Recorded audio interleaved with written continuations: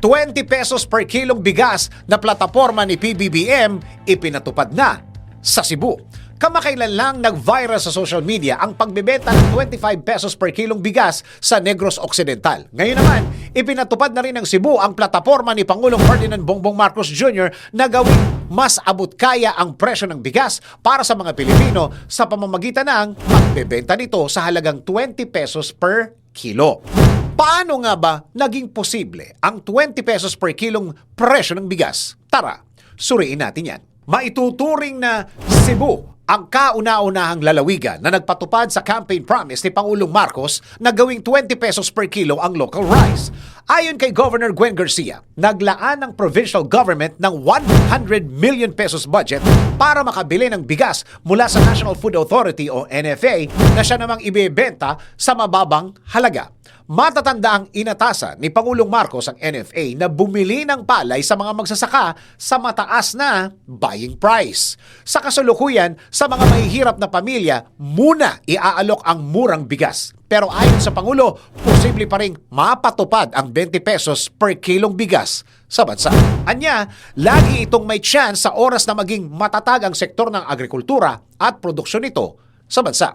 Maraming factor sa loob at labas ng bansa na direktang nakakaapekto sa presyo ng bigas. Dahil dito, kinakailangan munang mag-adjust ng gobyerno at merkado. Siniguro naman ni Pangulong Marcos na madali na lang para sa pamahalaan na gumawa ng karagdagang aksyon para mapababa lalo ang presyo ng bigas kapag magkaroon muli ng stable production. Malinaw na pinagsisikapan ni Pangulong Marcos na mapababa ang presyo ng mga bilihin, partikular na ang bigas.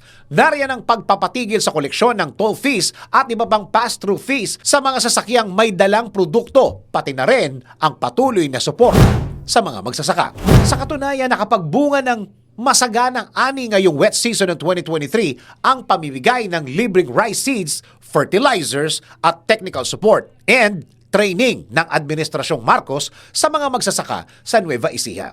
Dahil may sapat na supply ng bigas sa bansa, kasalukuyang inaayos ng pamahalaan ang distribution ng bigas sa pamamagitan ng pag-i-improve ng agricultural system mula sa planting, research and development, processing, distribution, marketing at retailing. Mahigpit na parusa pa rin ang ibibigay laban sa mga smugglers at hoarders na nananabutahe sa ekonomiya. Marami mang issue sa bigas. Confident si Pangulong Marcos na posible pa rin maipatupad ang plataporma niyang 20 pesos per kilong bigas. At ngayon na nga, pinatunayan yan sa Cebu na kayang-kaya na matupad ito.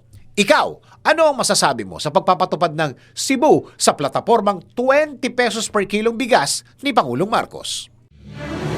DWIZ Research Report. Report.